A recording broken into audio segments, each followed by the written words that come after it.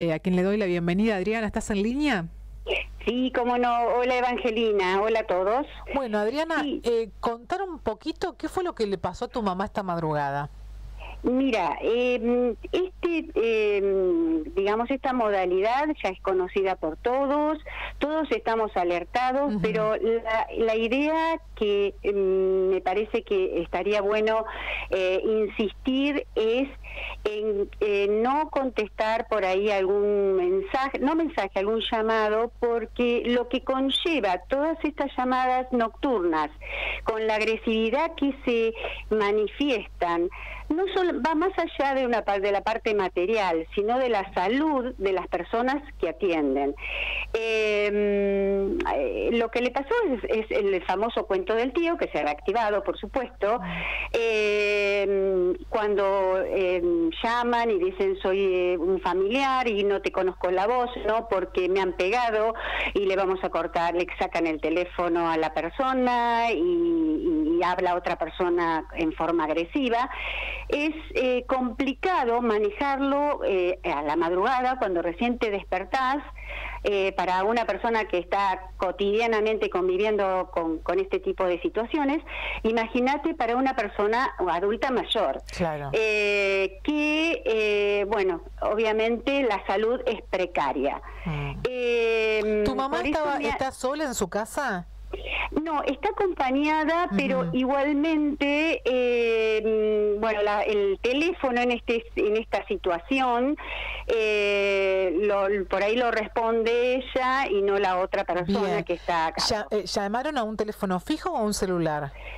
Bueno, eran tantos los nervios que tenía que no recuerda, porque ella tiene los dos al lado. Yo supongo que es, a mí me parece que fue el fijo. Ella insiste que era el celular, pero creo que se manejan por el fijo. Bien. Evangelina, mi función en intervenir en esta llamada es en insistir que nos tenemos que cuidar todos, y que todos tenemos que reforzar esta idea de que estas personas son totalmente irresponsables.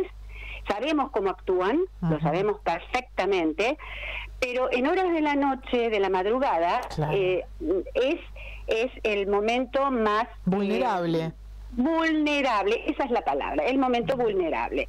Así que insisto en que se tenga total atención en los detalles cuando uno responde esa llamada.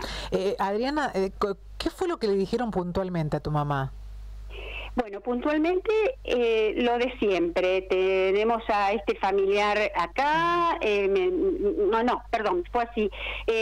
Llama una persona, soy fulanita de tal y me estoy con ladrones en casa, por favor, dale todo el dinero que tenemos juntas. Mi mamá no tiene nada en su casa, y bueno, o ese tipo de cosas que se dicen, y le sacan el teléfono a esa persona y bueno, le dicen, le vamos a cortar el dedo, la mano, lo que sea, si no se lo das. No, bueno, finalmente se cortó la comunicación. Mi mamá la cortó la comunicación. Claro, te iba a preguntar eso, ¿qué actitud había tenido tu mamá? Sí.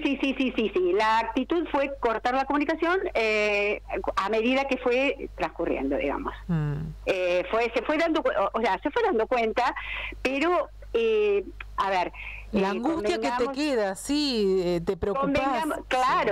Convengamos que es una situación vulnerable a la madrugada, y después obviamente lo que conlleva el posterior, el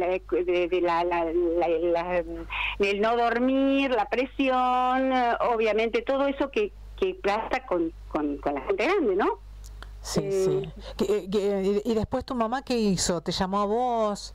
Sí, inmediatamente, a la familia, sí, se dirigió a la familia. Bien, ¿y cómo está ella ahora? Porque en uno de los mensajes que también, entre los que recibimos esta mañana, que era el tuyo, a principio de la semana habíamos recibido otro de una persona que, bueno, a la mañana estaba con presión alta por lo que le había pasado en la madrugada. Sí. Bueno, sí, mamá es hipertensa y obviamente, sí, la tuvimos que medicar. Bueno. Bueno, está bueno que lo cuentes para poder seguir alertando que esto continúa y justo coincide esta semana, o sea que debe estar pasando como que reactivaron otra vez las llamadas a la madrugada. Exacto, yo por eso quiero ser público, se reactivó, es como que son periodos donde no pasa este tipo de cosas, eligen otra modalidad. Bueno, ahora nuevamente han adoptado esta modalidad. Me tomé el atrevimiento de hacerlo esto público para insistir y hacerlo digamos, no como un aprendizaje, sino que estemos todos alertas a esto, a esta irresponsabilidad. Adriana, agradecerte por la predisposición para contarlo. Por favor, sí, por favor. Y un beso grande para tu mamá. Bueno, muchísimas gracias, adiós. Gracias por la posibilidad de comunicarlo. No, gracias a vos, Adriana. Bueno, adiós. Lo tengo acá todo al lado mío. Parece una pavada contarlo varias veces, ¿no? Pero hay que estar alerta porque te agarra esto de la vulnerabilidad de la noche, atendés el teléfono y en el sueño, ¿no? Decís, lo dudás, claro, porque por supuesto, le pasa a una persona mayor, pero posta que te puede pasar en serio, porque esta gente están tan aceitados que por ahí te dicen, sí, estoy con un familiar y vos te ponen a alguien llorando al lado y vos decís, ay, sí, es fulanito, claro, y terminás por ahí diciendo, ay, sí, Juan, ¿sos vos? Sí, Juan, ¿viste? Y te puede pasar, vos decís, estoy re alerta, pero te puede pasar posta. Lo mismo esto de la llamada como de la estafa por teléfono. Cuento una que me contaron hace poquito, una persona había comprado en las páginas estas chinas. En Shein.